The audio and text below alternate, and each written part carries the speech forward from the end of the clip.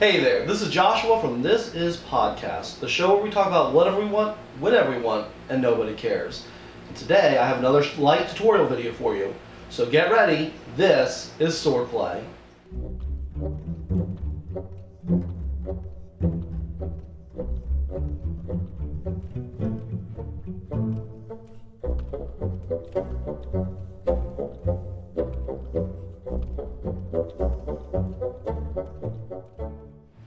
Alright, today we're talking about the Moulinet. What is it? How do you practice it?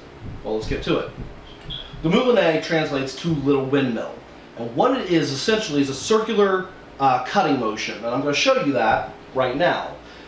Essentially, if you find yourself in a position with your sword in an extended position, whether it's a cutlass or a saber or any single-handed sword essentially, where you're not already charged back, ready to strike, you find yourself in this kind of forward position, you really have one of two options. Either A, you can draw your sword back to charge it and make your cut, but that leaves you open to attack. Or you can make a circular forward cutting motion and hopefully force your opponent to parry, which is exactly what you want them to do. You want them to parry so that you can make a second cut, a second attack at a vulnerable part of their body. So that's what it is. How do you practice it? Well, let's go outside. I'm going to take my brother Eli with me, and he's going to help us learn. All right, so here we are. We're in my backyard, and we're right along my fence line. And I'm going to show you how to make your own Moulinet chart and how to practice with it. This can be done with a piece of poster board and a marker.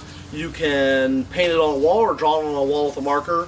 Or you can use a piece of chalk in the side of your house or a fence. Just make sure you get your parents' permission or your significant other's permission, or in my case, my wife's permission, because if I don't, I will get grounded. So, the Moulinet, how to make it is very simple. Just a circle. You have a circle, and you're going to have 4 lines. A vertical line,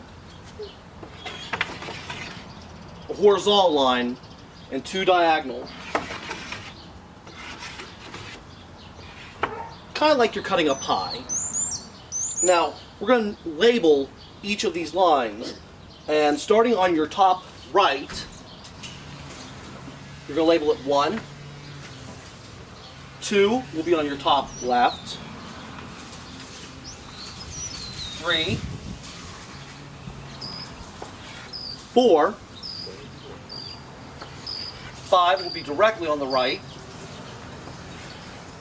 6. 7, and potentially you have a potential 8th line that could be made, a cut that's made straight up. We're not going to get in that today, that's another video.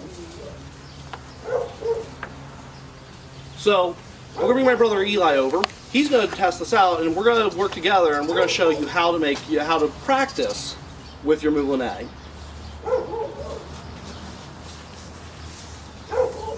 Alright, so to practice the Moulinet, Eli is going to step up in front of it and tip his point towards the center of the Moulinet. Alright, now remember, a Moulinet, you're making little windmills, you're making little circular cuts. Alright, and you're advancing on those cuts. So he's going to say if he wants to make a cut 1, he's going to make a little circle and advance his cut, and advance. So cut 1. And he retreats and he puts his tip back towards the center. If he wants to make a cut 2, he just circles his blade. If he wants to make a cut 6, or even just a direct straight attack, a cut 7, you want to circle that cut, Eli, on that 7. There you go. There we go. Therefore, forcing his opponent to parry. Now, this is how you practice your Moulinet. But the Moulinet chart can also be used just to memorize these cuts, because these cuts are always the same. No matter, what weapon you're using, whether you're using a saber or a cutlass, a spadroon.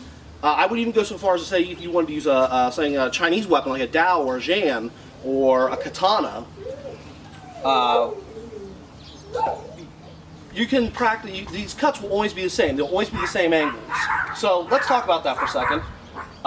Eli's going to show you how to practice these cuts. So I'm going to let Eli step back up and he's going to point his tip towards the center of the Moulinet.